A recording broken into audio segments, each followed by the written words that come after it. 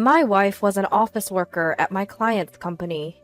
At the time, being young, I was drawn to her quiet demeanor. I approached her fervently, and we started dating. 2 years later, I went to her parents' home to seek their approval for our marriage.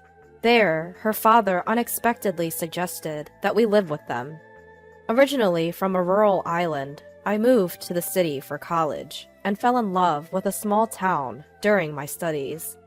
After graduation, I obtained a professional license and started my own practice in the town. Believing that it's essential to be part of the community, I actively participated in the local homeowners association, night paroles, local festivals, and other events. This helped me build a network of trust and, as a result, secure a steady income. It was only because my earning had become stable that I could muster the courage to marry my wife. Therefore, even though my in-laws' place is only an hour and a half away by train, I couldn't leave here, where I was working. Despite explaining this multiple times, my father-in-law persistently pushed us to move in with them. Being a former civil servant, he started saying that he could use his connections to help me find a job. Although I appreciated the offer, I wanted to prioritize taking care of my current clients. I insisted on this for several hours. Finally, I disclosed my current income to my father-in-law and explained that without the relationships I had built so far, I wouldn't be where I am today. And if I were able to expand my business in the future and establish it in their area, I wouldn't mind moving in. Eventually, my father-in-law grudgingly agreed. During this whole discussion, everyone except my father-in-law was as silent as the air. No one interrupted the conversation, and my mother-in-law brought tea a few times. My sister-in-law was there at first, but had to leave midway due to work. After getting married, for convenience, I bought a condo near the station, about a 20-minute walk away from my office. My wife, whom we'll call Emily, said she wanted to continue working, and stayed as an office worker. However, after about a year, she suddenly quit her job to get her own professional license, saying she wanted to help me with my business.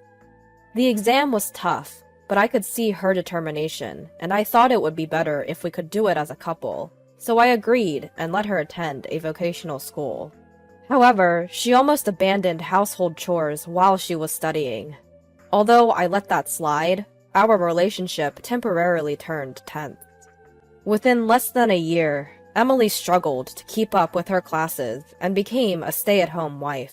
She seemed calmer than when she was studying, and our relationship became better again. At one point, I thought it was a marital crisis, so I expressed my love for Emily even more and worked harder. Eventually, Emily became pregnant and gave birth to twin sons, but she began to act strangely from since then. On my days off from work, she would leave the kids and go back to her family's home by herself. At first, she said she wanted to take a break from parenting, and since both of them had started drinking milk formula, and not just breast milk, I was able to take care of them. So I agreed. We had many talks about this, but my wife said she just couldn't tend to 2 kids at once, and since they're boys, she expected me to parent them. I couldn't quite agree, but for the sake of our children, I relocated my office to a closer location and converted it to an office with kids' playroom. We've been visiting my in-laws about once a month, but the last time we went to, my in-laws just wouldn't let us leave. I turned down drinks, telling them that I was driving, but they still served me beer, calling it tea. I could tell from the smell right away, so I didn't drink a sip. By the time our children were 3 to 4 years old, they weren't attached to Emily at all and stuck to me instead. Eventually, Emily began to visit my in-laws, even on weekdays, and at times, she would even spend a week or 2 at their place and not come back. When it started to interfere with my work, I consulted with Emily's family, but the talks with Emily's mother didn't go anywhere because Emily herself wanted to be there. Emily's father didn't answer the phone, so when Emily hadn't come back for a week, I decided to leave my children at daycare and went to my in-laws' place. When I got to their place, I could hear a loud argument even from outside. It seemed that my father-in-law and sister-in-law were yelling at each other. Hesitating a bit, I killed time at a nearby convenience store, and when I visited again, the voices had quieted down, so I rang the doorbell at my in-laws' home. The front door opened, and Emily's sister came out right away, held back by Emily's father, with Emily's mother and Emily just watching. Emily's sister said to me, "Let's go out, I'll tell you everything." To which my father-in-law said to me, "What are you talking about? Come in quickly!" However, Emily's sister and my father-in-law were having a fierce argument at the entrance, so I couldn't enter their place. During a heated argument, it seems a neighbor called the cops, and the police arrived to cool things down. We ended up talking at their place. According to my father-in-law, "Emily constantly being at her parents' house is your fault. Don't listen to your sister-in-law, Susan. She's crazy." But Susan snickered and said, "You've been deceiving Frank from the start, haven't you?"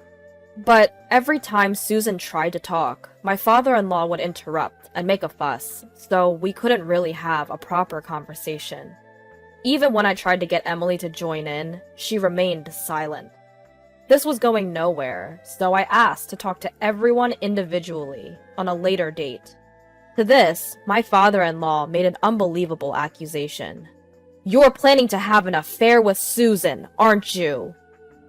Upon hearing this, Susan stood up and said, "Fine, that's enough. I'm leaving this house. Be prepared to cut ties with me." Then, she walked out of the room. No one else followed her, but I followed her to the door. Susan, with a serious look on her face, handed me a small envelope and urged me to go back inside.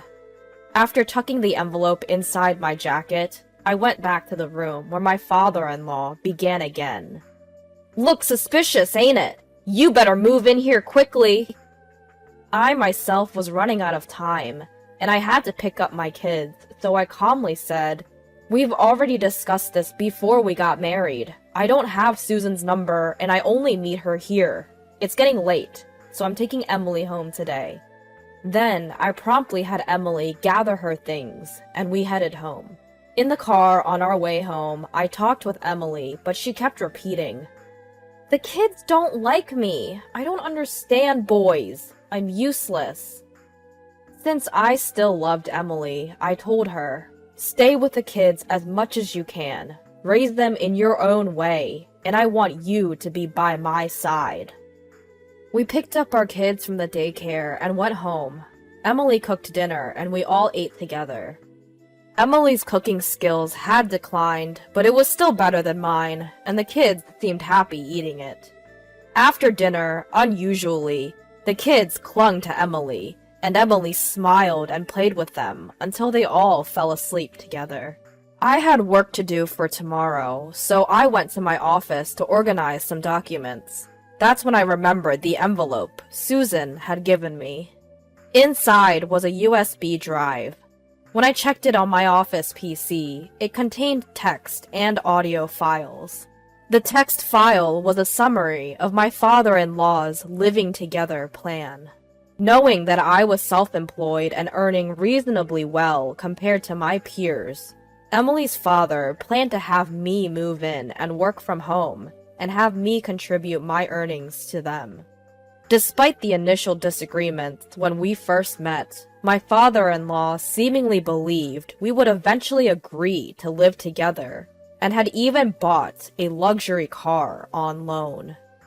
However, he saw no signs of Emily and I moving in, so Emily's father had the idea to get Emily a professional license, but her failing the exam thwarted his plan. Still, Emily's father couldn't give up on my income. After Emily gave birth, he came up with a plan to take Emily away from me and manipulated her to get her on his side. Since there was still no sign of us moving in, my father-in-law thought that if he could push the kids onto me, even on weekdays, we would have to rely on them. However, I had set up a childcare room in my office. The next step, apparently, was to keep my wife Emily at home, waiting for me to buckle under the pressure and suggest we live together. The voice file recorded my father-in-law bragging to Emily, Emily's mother, and Emily's sister about the plan, as well as insults towards me and Emily when things went wrong. Emily's mother accepting this, Emily agreeing, and threatened to Emily's sister when she tried to intervene. There were also commands telling Emily to get her hands on my money and to bring that money over, to which Emily only responded with, "Understood." But Emily's sister's opposition was also recorded. Lastly, there was a separate message from Emily's sister, and there was something shocking written there. Apparently, in that house, if they stood up against their father, he would punish them by starvation and economic abuse. Emily's sister often stood up to such a father, and every time she did, she received unthinkable harassment, such as being denied meals and not being given lunch money. Emily, who grew up seeing this, obediently obeyed her father. To stand up to her father, Emily's sister had been learning judo from the upper grades of elementary school. Of course, Emily's father didn't provide the money, but because she was good at it, a police officer relative allowed her to go to the police station dojo. When Emily's sister was in her first year of high school, she was almost assaulted by Emily's father, of course, in a sexual way. But Emily's sister, who had been training, fended off Emily's father, and it seems there was never another attack after that. However, the way Emily's father looked at and behaved towards Emily was strange, so Emily's sister suggested Emily learn judo as well. But Emily gave up as her parents were against it. After graduating high school, Emily's sister got a job and saved as much money as possible. The plan was to eventually take Emily and run away from their parents' house. But Emily, who was raised too obediently, didn't know how to stand up for herself. I have a feeling Emily's been assaulted by my father-in-law when she was in high school, but there's no evidence. When Susan was at home, Emily would cling to her. So when Emily one day told her sister that she had someone she liked and had been asked out, Susan was truly surprised. At first, Susan would secretly watch them on dates. If he turned out to be a weird guy, she was ready to rescue Emily right away. When my father-in-law proposed the cohabitation plan, she thought I would be alright because I had strongly refused. But after seeing Emily's father's obsession, Emily's sister thought it would be best to leave some evidence for the future. Now, Emily might be assaulted by our father, Susan felt, and she wants me to help Emily as soon as possible. She is sure she can protect herself, so she only wants me to worry about Emily. If I still couldn't trust her, she had written instructions to call her work number from a public phone using an alias. Although I did trust her, I had some questions and needed to confirm a few things, so I called a few days later. Susan provided a few more details. The reason she told me to call from a public phone with an alias was because she suspected there might already be a wiretap in the office. The alias was also taken into account in case I didn't call from a public phone. And then I was told to take a moment, gather my thoughts, and get back in touch once I was ready. Emily stopped mentioning wanting to go back to her parents' home and started staying at our place. We started having little conversations, gradually, bit by bit. A week after the upheaval, I came home to find Emily and our sons genuinely laughing together.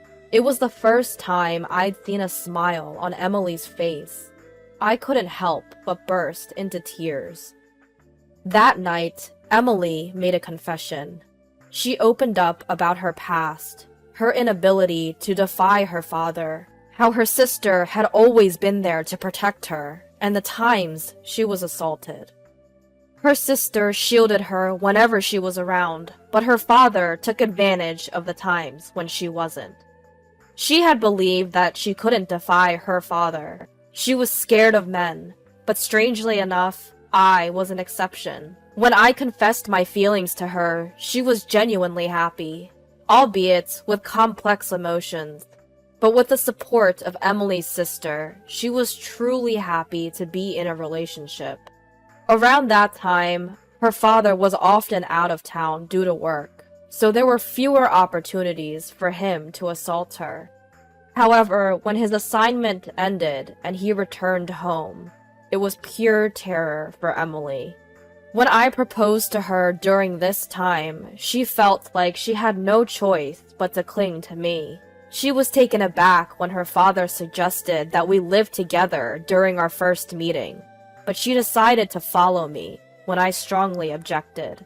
Our marriage was a bliss, until her father insisted that she get a certification. He even threatened to reveal her past to me if she didn't comply. She had no choice but to comply, so she tried her best, but it wasn't enough. Still, she was relieved that she didn't have to go back to her parents' home. Life with me was simply delightful. She was genuinely happy when she became pregnant and we had twins. Initially, Emily's father seemed fond of his grandchildren, which put us at ease. We thought he had changed. But Emily's father hadn't changed after all. He began to separate Emily from me and our children. She was yelled at, threatened, and forced to return every weekend.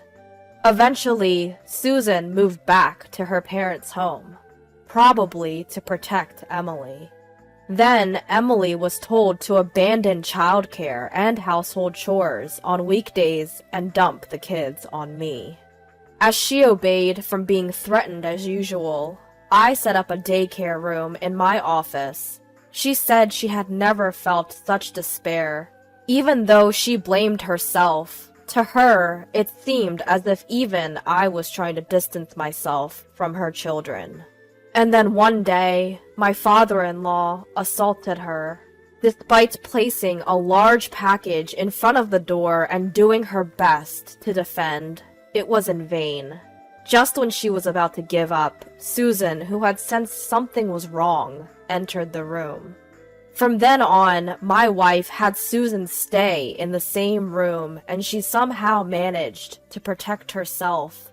The day I went to the scene of a quarrel between my father-in-law and Susan, it seemed her sister was urging her father to release Emily already. Of course, her father got angry and a fight ensued, and then I showed up. When we got home that day, she was overwhelmed with my accepting kindness, and at the same time sensed that I had heard something from Susan. She was grateful to be accepted for who she is, and for our sons who always enjoyed the meals she cooked. Many times, she found herself crying in secret. She sincerely wished to always stay here. We spent all night talking and crying together. When our boys woke up the next morning, they seemed shocked, saying, "Dad, don't bully Mom!" Emily started crying all over again, and I joined her. Our sons didn't understand and ended up crying too. We explained that we weren't fighting, but we were just deeply moved. We took the day off work that day and spent a relaxing time as a family. Then I made up my mind and contacted Susan. Surprisingly, all I had to do afterward was leave everything to her. She had not only learned about my father-in-law's unreasonable plans to live with us, but also had evidence of his embezzlement at work. She reported it, and he was arrested. It was reported in the local section of the national newspapers, which eventually led to Emily's parents getting divorced. Thanks to the lawyer that Susan hired, Emily's mother got a hefty amount of alimony and went back to her hometown. Emily's father did not go to prison, but lost everything. At first, he tried to rely on relatives, but nobody would help him when he demanded assistance with his condescending attitude. As a result, he seems to have retreated to some rural area. After that, Emily, the kids, and I lived peacefully. I think we were a very close-knit family, but unfortunately, our happiness only lasted a few years. Emily passed away in an accident.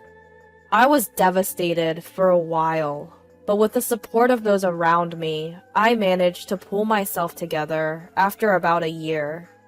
During that time, I caused some inconvenience to my business partners, but I somehow worked my way back, and now I'm doing very well, even employing a few people.